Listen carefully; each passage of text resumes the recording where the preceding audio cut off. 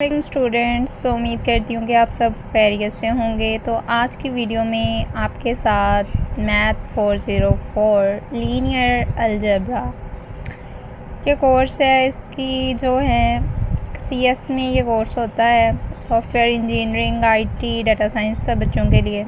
तो ये है लीनियर अलजेब्रा। सबसे पहले आपको पता हो what is matrices. Element arrange in the form of M into N, यानी rows into column, number of rows into number of column. जो M है वो रिप्रेजेंट कर रहा है नंबर ऑफ रोज़, N जो है वो नंबर ऑफ कॉलम्स को। नेक्स्ट है square matrix. If number of rows is equal to number of column, अगर number of rows number of column के इक्वल है तो वो है हमारी square matrix. If number of rows is not equal to number of column, so वो है rectangular matrix. If there is only one row, so that is called row matrix. If there is only one column, that is column matrix. If the leading elements are same, so that is diagonal matrix. And of diagonal element, at least one diagonal element is non-zero.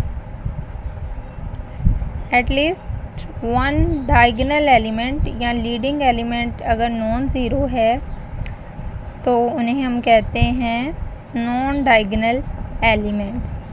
Diagonal matrix क्या है? Square matrix in which all non diagonal elements are non zero. यानी ये देखें, ये तो diagonal elements है, इसके अलावा भी जो हैं वो मतलब नॉन ज़ीरो हैं। अगर ज़ीरो हैं नॉन डायगोनल एलिमेंट्स तो वो जो है डायगोनल मैट्रिक्स नहीं होगा। डायगोनल और नॉन डायगोनल का यही है कि अगर जो मैट्रिक्स है उसमें जो ऑफ लीडिंग एलिमेंट्स वो सारे नॉन ज़ीरो होते हैं। अब अगर डायगोनल एलिमेंट्स हमारे सारे सेम हैं, ये देखें जी, और जो नॉन डायगोनल एलिमेंट हैं वो ज़ीरो हैं और ये जो लीडिंग एलिमेंट हैं वो सेम हैं, तो वो स्केलर मैट्रिक्स होते हैं। Scalar matrix is diagonal matrix. हर जो स्केलर मैट्रिक्स है वो डायगोनल मैट्रिक्स है क्योंकि उसके जो ऑफ डायगोनल एलिमेंट है वो ज़ीरो हैं। लेकिन हर डायगोनल एलिमेंट स्केलर मैट्रिक्स नहीं हो सकता। क्यों नहीं हो सकता? क्योंकि जो लीडिंग एलिमेंट है वो सेम नहीं होंगी। आइडेंटिटी मैट्रिक्स क्या है? जिसमें जो लीडिंग एलिमेंट हैं वो सारे क्या हों? वन। और periodic matrix, a matrix is said to be periodic if k plus 1 is equal to a। यानी अगर हम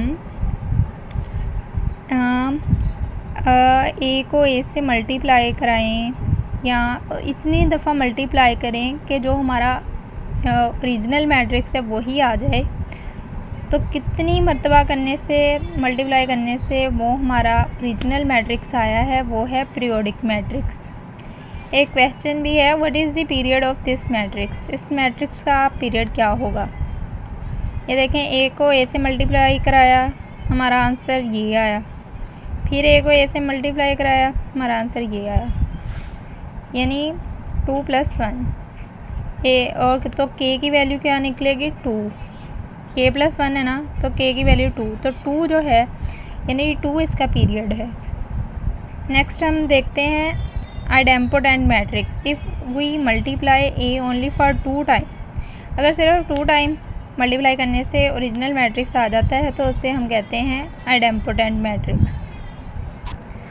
नेक्स्ट है हमारे पास निप्लोटेंट मैट्रिक्स। निप्लोटेंट मैट्रिक्स क्या है कि जब हम मैट्रिक्स को मल्टीप्लाई कर पाएँ और हमारे पास क्या आ जाए? ज़ीरो मैट्रिक्स या नल मैट्रिक्स आ जाए, तो वो होता है निप्लो, यानी नल से निकला है निप्लोटेंसी index.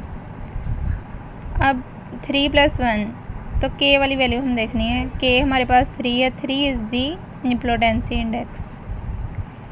Inflatory matrix, if multiply A for 2 time, और अगर हम 2 टाइम्स मल्टीप्लाई करवा रहे हैं सेम ही मैट्रिक्स को और आइडेंटिटी मैट्रिक्स बन जाए तो उसे कहते हैं इन्वोलेटरी मैट्रिक्स। सो आज के लेक्चर के लिए इतना ही। नेक्स्ट लेक्चर में हम सिमेट्रिक मैट्रिक्स पढ़ेंगे, skew symmetric, transpose, properties of transpose और मैनी मोर।